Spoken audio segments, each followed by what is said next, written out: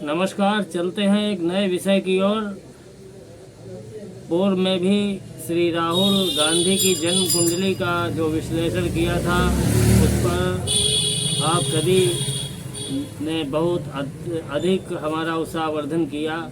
इसके लिए हम अपने सभी प्रिय दर्शकों का आभार प्रकट करते हैं। तमाम फ़ोन कॉल्स, मैसेज इस बात के आए कि क्या राहुल गांधी जी भविष्य में प्रधानमंत्री बनेंगे अथवा नहीं। मैंने पहले भी अपने कई वीडियो में या सोशल मीडिया के माध्यम से बताया कि भारतीय ज्योतिष किसी भी प्रकार की भविष्यवाणी नहीं करता। फ्रांस के महान भविष्यवक्ता नास्ट्रेडमस, उनकी भविष्यवाणियाँ पूरे विश्व में विस्तृत हैं। अब उन्होंने उन भविष्यवाणियों को कैसे किया, उनका सैद्धांतिक आधार क्या है। जहाँ तक हमारा अपना मानना है कि उन भविष्यवाणियों का कोई भी गणितीय आधार नहीं हो सकता है कि उन्होंने प्रकृति के संकेतों को समझकर उनका मूल्यांकन करके भविष्यवाणियाँ की हों। अभी कुछ समय पूर्व बुल्गारिया के एक बाबा बेंगा नाम के भविष्य वक्ता, उनकी भी भविष्यवाणियाँ बहुत चर्चित हुई हैं। हमारे भारत देश के उड़ीसा प्रांत के कटक अच्युतानंद नाम के एक व्यक्ति, एक महानुभाव हुए। उन्होंने ताड़पत्रों पर तमाम प्रकार की भविष्यवाणियों का और भविष्य की घटनाओं का संकेत किया। हालांकि पहले भी मैंने बताया कि विदेशी आक्रांताओं के चलते हमारे यहाँ की जो धर्म ग्रंथ थे, हमारे यहाँ की जो विद्याएं थीं, वो बहुत ज़्यादा नष्ट भ्रष्ट हुई।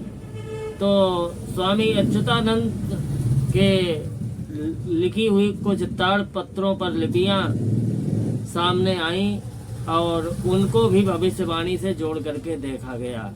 हमारे यहाँ भविष्यवाणियों का कोई आधार नहीं वैदिक ज्योतिष शास्त्र के अंतर्गत, लेकिन जहाँ तक हमने देखा है, हमने समझा है कि हमारे यहाँ का सामान्य बिना पढ़ा लिखा एक किसान भी बहुत अच्छे तरीके से अनुमान लगा लेता है कि बरसात होगी या कैसा मौसम रहेगा। यह प्रकृति के संकेतों को समझने की प्रक्रिया है और थोड़ा ध्यान देने पर लगभग हर किसी सामान्य व्यक्ति के समझ में आ जाती है। हम चर्चा करेंगे कि क्या राहुल गांधी भविष्य में प्रधानमंत्री बनेंगे अथवा नहीं बनेंगे। हमें जो सोशल मीडिया से उनकी जन्म कुंडली प्राप्त हुई, वो उनका जन्म उस आधार पर 18 जून 1970 और जन्म समय है रात्रि के 9:52 और उनका जन्म स्थान दिल्ली। तो पहले वीडियो में भी बताया था कि जो जन्म कुंडली उनकी आ रही है वो मकर लग्न की कुंडली है। शनि ग्रह मकर लग्न का स्वामी है और नीच राशि का होकर चौथे घर में बैठा है। किसी के कुंडली में शनि नीच का, गुरु दशम भाव में शत्रुग्रही, शुक्र पाप कर्तरी योग बना करके सप्तम भाव में बैठा हुआ है। केवल एक चंद्रमा इस प्रकार का ग्रह है जो लाभ भाव में बैठा है, लेकिन वो भी नीच राजयोग भंग योग बना रहा है क्योंकि नीच राशि में है। और लग्न का स्वामी यद्यपि चौथे घर में है लेकिन नीच का है, तब तो भी राजयोग भंग बनाता है। लग्नपतिर्वलान्वित केंद्रे त्रिकोणे शिवम प्रच्छा जन्म विवाह मान तिलके कुर्यान् नृपम तम ध्रुवम सच्छीलम विभवान्वितम गजयुतम मुक्तात पत्रान्वितम जातम निम्न कुले विभूति पुरुषम संसन्ति गर्गादयः। ज्योतिष शास्त्र की गर्ग आदि ऋषियों की ऐसी मान्यता है कि लग्न का स्वामी बलवान हो करके केंद्र में हो, त्रिकोण में हो, लाभ में हो, तो उसमें जन्म लेने वाला जातक बहुत अधिक प्रगति करता है अपने जीवन में। लेकिन यहाँ पर लग्न का स्वामी नीच राशि में हो गया, इसलिए यह राजयोग भंग माना जाएगा। और लाभ त्रिकोणे यदि शीत रश्मि करोत्य वश्यम क्षितिपाल तुल्यम कुलद्वयानंद करम नरेंद्रम ज्योत्स्ने दीपस्य तमोपहरति। एकादश भाव में बैठा हुआ चंद्रमा राजयोग तो बना रहा है, लेकिन नीच राशि का होने से कोई लाभ नहीं। लेकिन चूंकि एकादश भाव में है, इसीलिए जो वर्तमान में चंद्रमा की महादशा चल रही है उसके आधार पर यदि देखा जाए तो कोई पद का लाभ उनको नहीं मिल रहा है। लेकिन जिस प्रकार से इस जो पूर्व में घटना हुई, यानी उनको न्यायालय ने दंडित किया, उसके बाद संसद से उनकी सदस्यता समाप्त की गई, तो इसमें उनका देश विदेश में बहुत अच्छा नाम हो रहा है। और विदेशों में जो हमारे प्रवासी भारतीय रहते हैं और उनके साथ में काम करने वाले उनके विदेश जो वहाँ के निवासी मित्र हैं, उन लोगों तक की चर्चा में राहुल गांधी आ गए हैं, ऐसा हमारे जो निजी व्यक्तिगत स्रोत हैं उसके द्वारा हमें जानकारी हुई। तो कहीं न कहीं से लाभ भाव में बैठा हुआ चंद्रमा उनको लाभ दे रहा है। अब प्रश्न कि वे भविष्य में प्रधानमंत्री बनेंगे अथवा नहीं बनेंगे। किसी को बड़े पद के लाभ के लिए हमेशा दशम भाव का विचार करना पड़ता है। राजनीति के लिए शुक्र का विचार करना पड़ता है, जो कि सर्वाधिक कारक माना गया है। दशम भाव और शुक्र राजनीति के लिए सर्वाधिक कारक माना गया है। तो जब जो दशम भाव का अधिपति शुक्र है वो शत्रुग्रही होकर के सप्तम भाव में पाप कर्तरी योग बना करके बैठा हुआ है, इसीलिए अभी तक उनको कोई विशेष पद लाभ नहीं हुआ। जो कांग्रेस अध्यक्ष के पद पर रहे वो उनकी एक गांधी परिवार से ताल्लुक रखते हैं, नेहरू परिवार से ताल्लुक रखते हैं, इसलिए उनकी जो पारिवारिक पृष्ठभूमि थी उसके आधार पर उनको कांग्रेस अध्यक्ष का पद प्राप्त हुआ। लेकिन अभी तक किसी महत्वपूर्ण देश के संवैधानिक पद पर उनको काम करने का अवसर नहीं मिला। प्रश्न है कि क्या भविष्य में वे प्रधानमंत्री बनेंगे अथवा नहीं बनेंगे, इस पर कोई समय निर्धारित कर पाना ज्योतिष शास्त्र के लिए थोड़ा कठिन दिखाई देता है।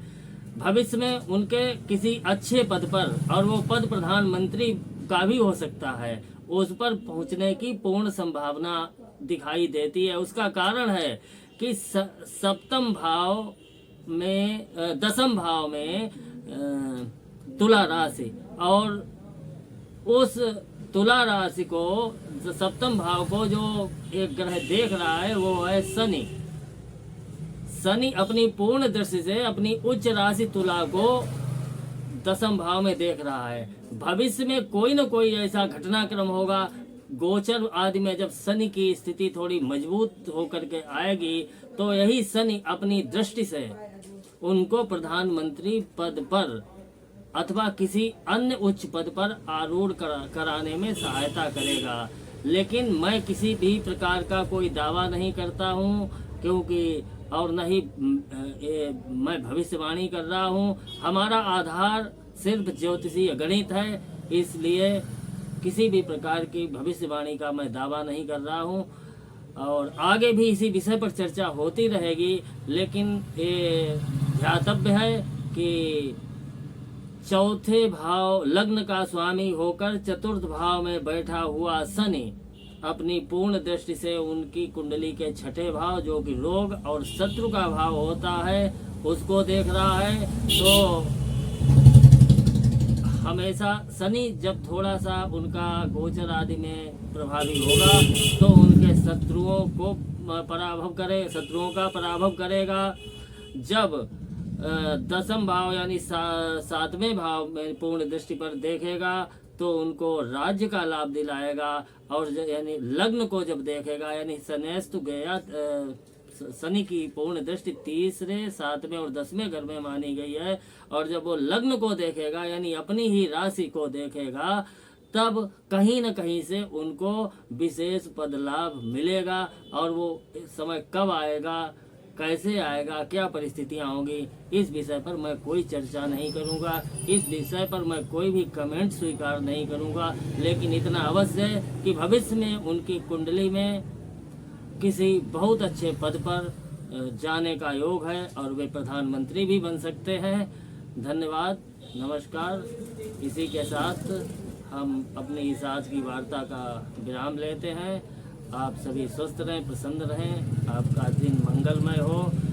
किसी भी प्रकार की ज्योतिषी समस्या के लिए आप हमारे मोबाइल नंबर 9450253563 अथवा 7007242475 पर हमसे व्यक्तिगत रूप से संपर्क कर सकते हैं। हमारी प्रत्येक सेवा पेड सर्विस के अंतर्गत आती है। आशा है कि आपको हमारा ये चैनल पसंद आ रहा होगा। आप हमारे चैनल पर बने रहिए, चैनल को लाइक कीजिए, सब्सक्राइब कीजिए और अपनी अमूल्य राय से हमें अवगत कराइए। धन्यवाद।